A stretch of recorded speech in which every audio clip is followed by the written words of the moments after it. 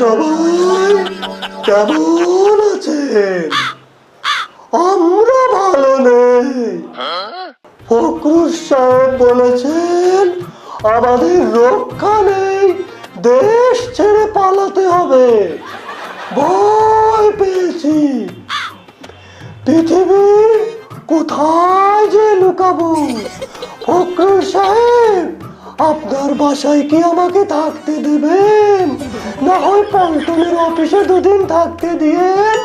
আরে ইয়ার কি নাকি, আমাদেরকে দেশ ছাড়া করবে আর আমরা মুখে কি ললিপপ চুষবো?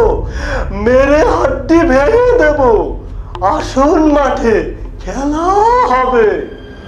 আর ইদানিং কোটা আন্দোলনকে কেন্দ্র করে মাঠে এত লোক, আরে এরা কারা, কোত্থেকে এলো?